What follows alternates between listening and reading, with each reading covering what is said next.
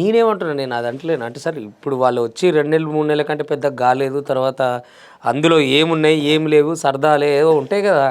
అంతకుముందు కూడా కొన్ని అవకతవకలు ఉండొచ్చు. ఈ ఈ పర్టికులర్ సర్కారే అని మనం అనలేము. తర్వాత వీళ్ళు వచ్చిన తర్వాత వాళ్ళని ఉంచుతున్నారా లేదా అనేది కూడా పెద్ద మీమాంస ఉండే కళాకారు. అవును. సో అక్కడ నుంచి కంటిన్యూ అవుతున్నారు. వీళ్ళు వచ్చిన తర్వాత ఒక నెల జీతం పడిందన్న. పడిందంటే ఉంచుతున్నారు నాకు వల్లేదు కానీ ఉన్న వాళ్ళకైతే పడింది. ఎస్ అంటే ముఖ్యంగా మానకోట ప్రసాద్ అంటే ఆయన ఆ రాజకీయ వేదికలు ఎక్కినప్పుడు ఈ పర్టికులర్ సర్కార్ని దూషిస్తూ పాడటం కానీ, అవును, తర్వాత మీరు అనుకునే మీ బృందం వాళ్ళంతా క్వైట్ ఆపోజిట్గానే కనబడ్డారు కాబట్టి మళ్ళీ పిలిచే అవకాశం లేకపోవచ్చేమో. లేకపోయినా బాధపడేది ఏం లేదు కదా. ఓకే, ఎందుకంటే మేము ఖచ్చితంగా ఇటు నిలబడాలనుకున్నాం, నిలబడ్డాం, నిలబడతాం. మరి అటువంటి మానకోట ప్రసాద్ అంటే ఒక రాజకీయ పార్టీకి పనిచేసిన ఓ బహుజన వాదం వైపు పాటలు ఎందుకు రాయాలా, ఎందుకు పోవాలనిపించింది? అంటే అక్కడ ఉన్నంత మాత్రాన బహుజనవాదం తీసుకోవద్దు, సమాజానికి ఉపయోగపడే పాటలు రాయొద్దని ఏం లేదు కదా. ఏం లేదు, నా మనసు ఎట్లా చెల్లిస్తే అట్లా రాస్తా. అందుకు రాసిందేనా కాలం నీతో నడవదు? కాలం నీతో నడవదు అనేది ప్రవీణ్ సారు ఆలోచన. అది నీ పాటలలో నాకు బెస్ట్గా నచ్చేది కాబట్టి ప్రవీణ్ సారుకు వచ్చిన ఆలోచన.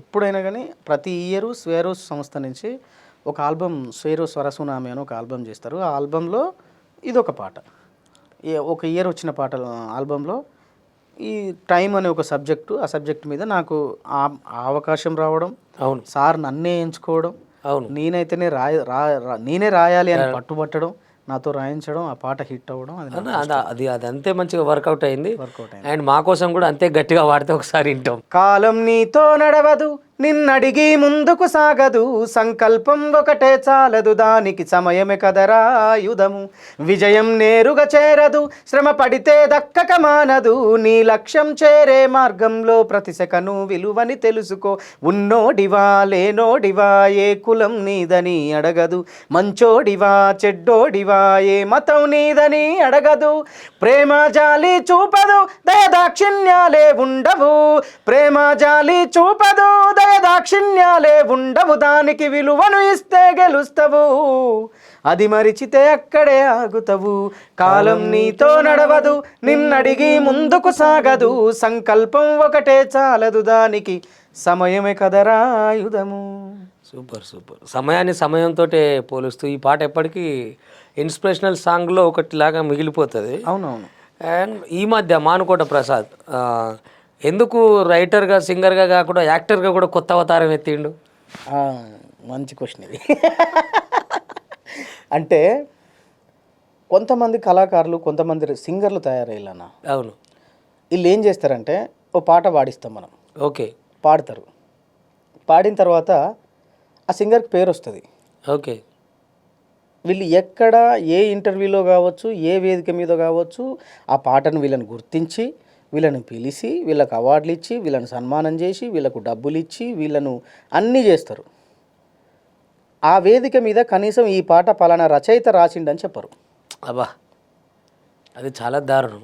మనమే రాసినమే, మనమే రాసినాం, మనమే. ఇది ఇంకా దారుణం, ఈ విఘ్నత లేకపోవడం. మనమే రాసినాం, మనదే పాట.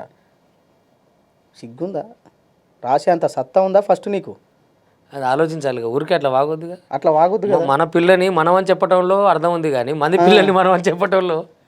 సో నేను ఎప్పుడో ఫిక్స్ అయింది ఏంటంటే, నేను రచయితగా ఉంటే కనుమరుగైపోతా, తెర వెనకనే ఉండిపోతా. అవును. నేను కూడా తెర ముందుకు రావాలి, యాక్టింగ్ చేయాలి. ఎప్పటి నుంచో నాకు చిన్నప్పటి నుంచి యాక్టింగ్ చేయాలనే కోరిక కూడా ఉంది. సూపర్. డిగ్రీ కాలేజీలో స్కిట్టులు రాసి యాక్టింగ్లు చేసినోనే. అది చేయడం వల్ల ఆటోమేటిక్గా పాట నేను రాసినని తెలుస్తుంది, నేను యాక్టింగ్ చేసిన జనానికి తెలుస్తుంది. నలుగురిలో పోతే నన్ను సెల్ఫీలు అడుగుతారు, నన్ను గుర్తుపడతారు. సెల్ఫీలు అడిగినా అడగకపోయినా అది మ్యాటర్ కాదు, నన్ను గుర్తుపడతారు ఫస్ట్. ఆ అఫిషియన్సీ ఒక ఆనందాన్ని ఇస్తుంది ప్రతి రచయితగా, ఆర్టిస్ట్కి, సింగర్కి అయినా. ఎవడో నా పేరు చెప్పాల్సిన అవసరం ఏమున్నది? అవును, కనబడితే మనం తెలిసిపోతాం కదా. నేను పాడిస్తే నువ్వు పాడినోని, నువ్వు చెప్పాల్సిన అవసరం లేదు, నేను కనబడితే చాలు.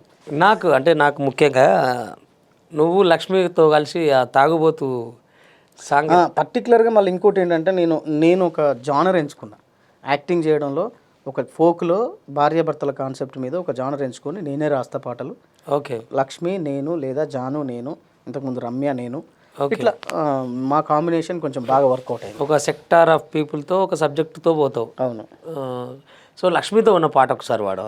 బొంతల నా బొంత సిత్తారి బొంత నా బొంత నాకియ్య పోయి కాడవంత ఆ గిన్నెల నా గిన్నె ఆకట్ల గిన్నె నా గిన్నె నాకియ్య బుక్కెడు తింటా బొంతలని బొంత సిత్తారి బొంత బొంత గింత అంటే పోయి లేచిదంతా గిన్నెలని గిన్నె ఆకట్ల గిన్నె గిన్నె బొన్నె అంటే కట్టిరగదంతా ఇది ఒకటి ఉంటుంది. అవును. కట్టె దెబ్బ తలిగింది కనుబొమ్మ బలిగింది చేయి దెబ్బ తలిగింది చెంపంత వాసింది తాగుబోతు వాడు తన్నుతున్నాడే పోనే అవ్వ మొగనెంట వాని మీద మన్ను వయ్యనేగంతో పోనే అవ్వ మొగనెంట ఇట్లా చాలా ఉన్నాయి.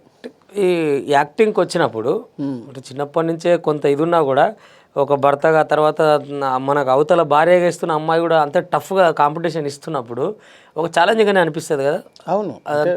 అదంతా చేయాలంటే అంటే లక్ష్మి జాను అంటే వీళ్ళు జాను లిరి లక్ష్మి వీళ్ళు ఎట్లుంటుందంటే బేసికల్గా పెద్దగా కష్టపడాల్సిన అవసరం ఉండదు. నేను ఓకే వాళ్ళు కూడా పెద్దగా కష్టపడరు. ఎందుకు అంటే పాట వింటారు ముందుగాలే తెలుసు వాళ్ళకి సబ్జెక్ట్లోకి వెళ్ళిపోతారు పాట నోటెడ్ అయిపోతుంది. మేము 2 గంటల్లో ఫినిష్ చేసిన పాటలు ఉన్నాయి. షూటింగ్ మొత్తం అనుకుంటే వీడొద్దేవ్వ అనో పాట ఉంటుంది. ఓకే. తాగుబోతు క్యారెక్టరు పెద్ద మనుషుల దగ్గర పంచాయతీ. ఓకే. సీన్ అంతా అక్కడే ఉంటుంది, పాట అంతా అక్కడే ఉంటుంది. ఓ చెట్టు కింద పెద్ద మనుషులు 10 మంది పెద్ద మనుషులు ఉంటారు, మా ఇద్దరి మధ్య కన్వర్జేషన్ నడుస్తుంటుంది. 2 అవర్స్లో ఫినిష్ చేసినాం పాటని. లంచ్ చేసి చిన్న చిన్న ఇంటర్ కట్స్ అవి తీసుకొని వచ్చేసినాం. పాట 5-6 మిలియన్లు నడిచింది యూట్యూబ్లో. సూపర్. మరి అటువంటిప్పుడు సినిమాల్లోకి యాక్టింగ్ చేసినా కదా. చేసినావు. రుద్రంగిలో చేసిన, భీమదేవరపల్లి బ్రాంచ్ సినిమాలో చేసిన. ఓకే. అందులో పాట ఏమన్నా కూడా రాసినావు? భీమదేవరపల్లిలో రాయలేదు కానీ యాక్టింగ్ ఆఫర్స్ కూడా ఉన్నాయి. ఉన్నాయి. విరివిగా ఏం లేవు, సరే వస్తున్నాయి నిమ్మలంగా వస్తున్నాయి. అంబేద్కర్ పాటల్లో ముఖ్యంగా ఇటు వచ్చినప్పుడు మీకు అంటే నువ్వు రాసిన దాంట్లో నీకు బాగా నచ్చే పాట? ఇది బొమ్మ కాదురా. ఎన్ని ఒక 4 లేదా 5 రాసి ఉంటావా?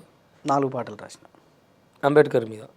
ఇది బొమ్మ కాదురా, జై భీమ్ అంబేద్కర్ అందుకో వందనమయ్య. నెక్స్ట్ లాస్ట్ ఇయర్ మధుప్రీతో పాడించిన పాట ఒకటి. మధుప్రీతో పాడించిందేమో అంబేద్కర్ అందుకో వందనమయ్య. సందీప్ పాడిన పాట ఏమో ఇది బొమ్మ కాదురా. దాని తర్వాత సందీప్ ఇంకో పాట కూడా పాడించిన లాస్ట్ ఇయరే. ఓకే. సందీప్ ఏమైపోయే వాళ్ళమో పాడిండు, దేవేందర్ అన్నది. దానికంటే ముందు ఇంకో పాట పాడించిన.